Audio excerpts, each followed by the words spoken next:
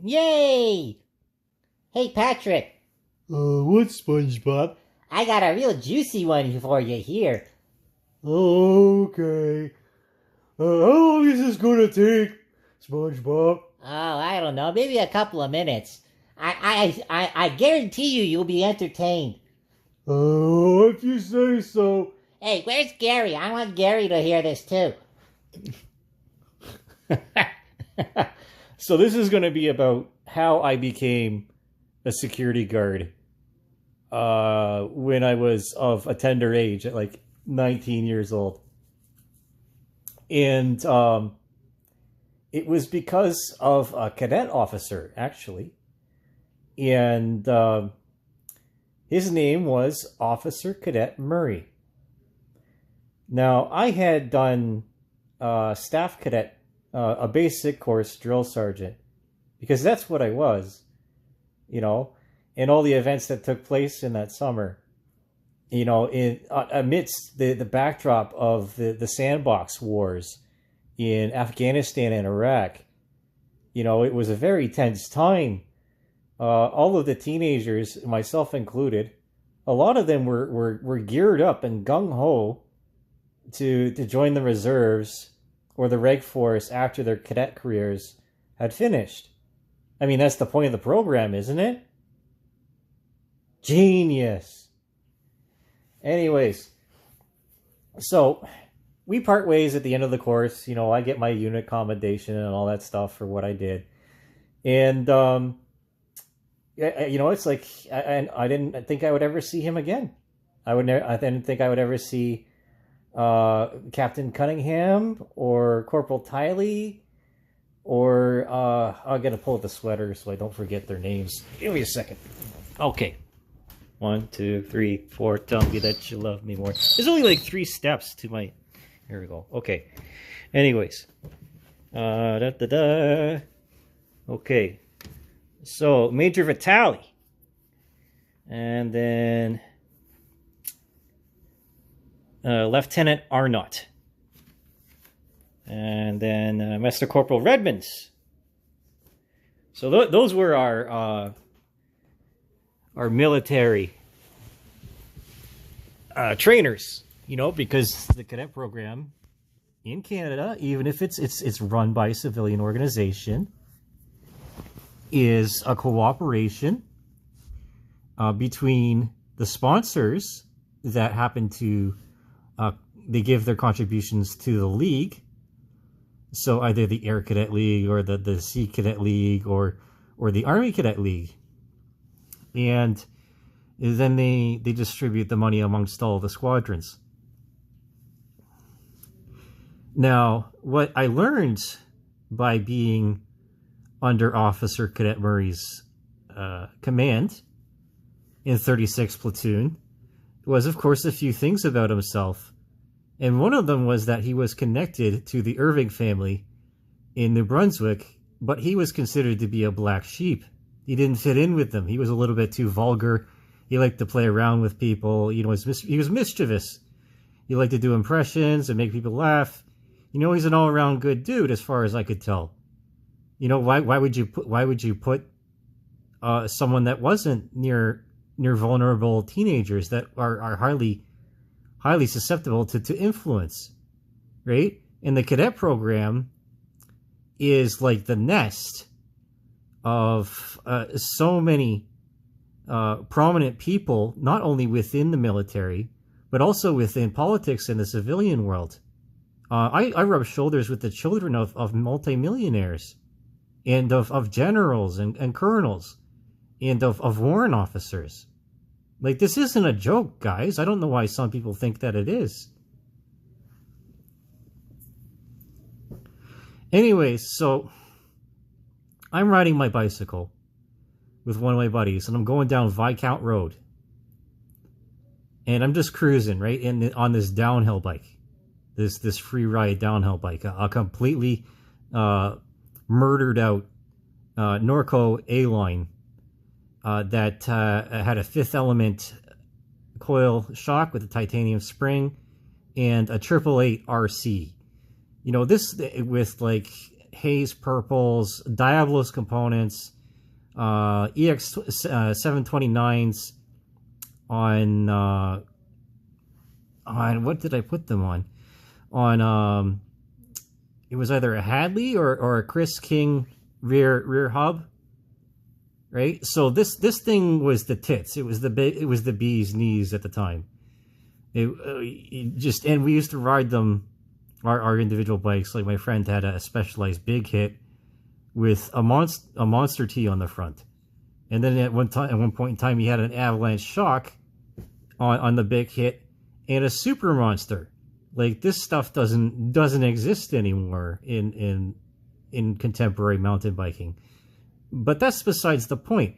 The point is that the bicycle was a marker that Murray picked up on, because I talked about being a mountain biker as you do about your personal interests when you're working with other NCOs.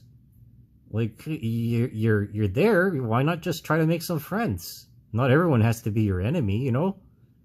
It's really strange to me sometimes, this mentality that exists within the corps, right? And I'm not referring to the Marine Corps. I'm referring to the core of the Canadian military. And so Murray flagged me down. And I'm like, I recognized him, and then I was like, holy shit there, right? And then I figured out, like, through him telling me, he was with a young woman that I'd never met before. And he claimed that he rescued the young lady from a very vulnerable situation, and she had... My apologies for the cut. Because I ran out of space on my phone. I just had to move some ones and zeros around to my desktop, and now I have the space to talk freely without any restrictions on time.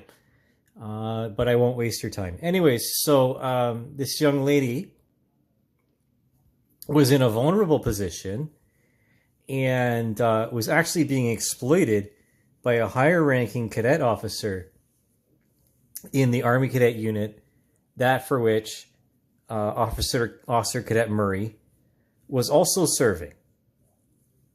And he told me this, and I believed it was credible. I did. What happened thereafter, you know, was two consenting adults above the age of majority.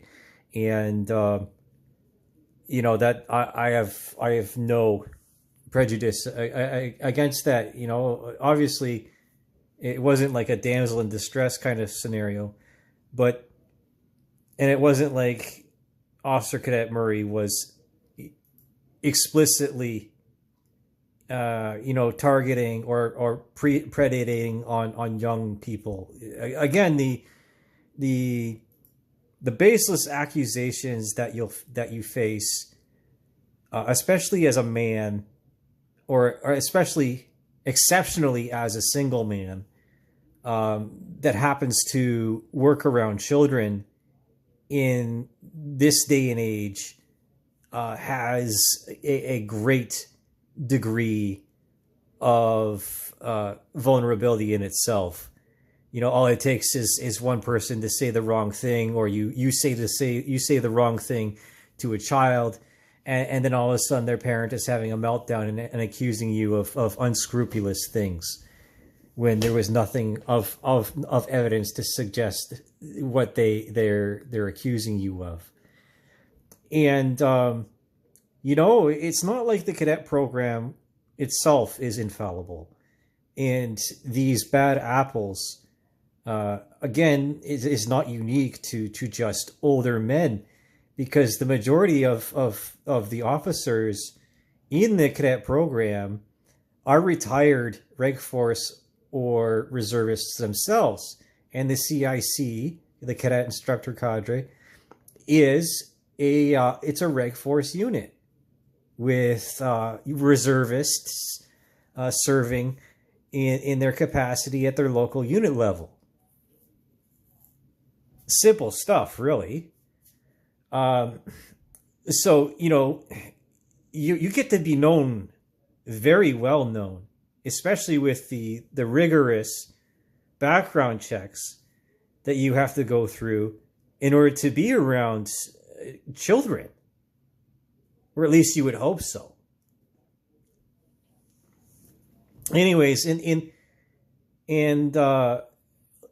was safe to say that Murray and I, we trusted each other, right? We saw eye to eye, and I know he backed me up more than once because of the things that I did and who I stood up to in my time. Because I wasn't supposed to be there in the first place. I wasn't supposed to be in Borden in that year. I had a glider scholarship, but I gave it up to go be in the same place as my high school sweetheart, my prom date.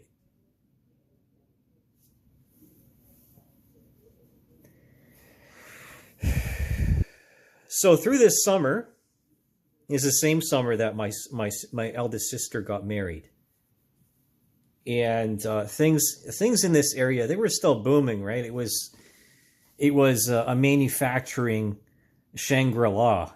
It was because the London and St. Thomas, the surrounding area, supported the Crown Victoria program. It had a production plant, of course, in St. Thomas. The Panther bodies, and then also in Ingersoll, where GM was manufacturing the whatever vehicle was being manufactured at that time. And so, everybody was in high spirits, and it was a much more trustworthy society, in my opinion. We didn't have the same problems with other people as we do now, or the same problems that we have with our own people in the here and now. It was very clear cut, and you would like to think that if you delegated responsibility, that the person would do it. And in that time, even in amongst the uninitiated, our North American society was greatly influenced by veterans and their experiences. And that's why we had such a high trust society.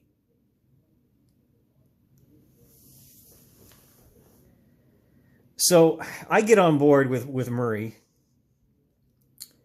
with this security guard gig, because he tells me about it, right? Because he's doing it. Obviously, he has to make a living, and because he got chased out of Meaford, because the CO or whomever was the superior officer in that cadet unit spread rumors and lies in order to cover their own ass, whether it was one of the other officers or the CO themselves. So they threw Murray under the bus, and then his career in the military was over. And Murray was a veteran. He was a veteran. He served with the Foreign Affairs Office here in Canada. He told me stories about being in India, staring over the Himalayas to Pakistan and Afghanistan, and some anecdotes about taunting and having fun with the Russians on the other side of the valley. In India, of course, right? India Company. And when it comes to military life, or like when it comes to what am I going to call it? The ball juggling, right? Because that's what it really is, right? The ball juggling, or the spinning of the plates. That there are no mistakes in the military when it's operating at its very best. And that's what a lot of people don't like, is the fact that it can be sometimes coercive and manipulative. But you sort of have to get used to that, because someone else has a plan for you. And I know in that time that someone else had a plan for me. I have problems with the people between me and the person that wanted to see the best out of me from their hearts. Because it's not like these people are monsters. I did not encounter any cadet officer that I considered to be a monster. Or any person, except a few exceptional characters, for which I've talked about.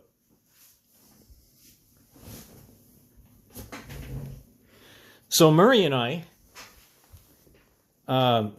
we end up downtown here in London, and we're at this apartment building, this high-end apartment building that catered to the rich people's kids from other cities, right? So say they didn't get into a sorority, or they weren't a part of one, or a fraternity, and they didn't want to live on campus. So this was of course like a secure key card kind of apartment building, like so many of us are familiar with.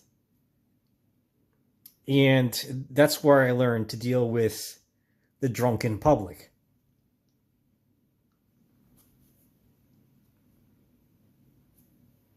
I was never heavy-handed with anyone.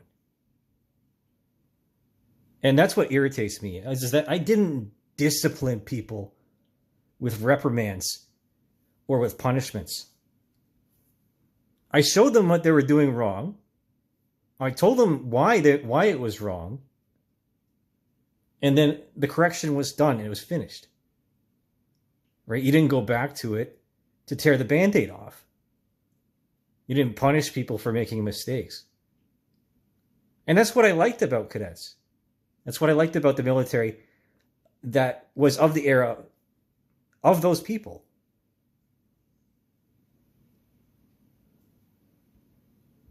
And that's all I have to say about it. Officer Cadet Murray, wherever you are, I believe you. I don't think you did anything.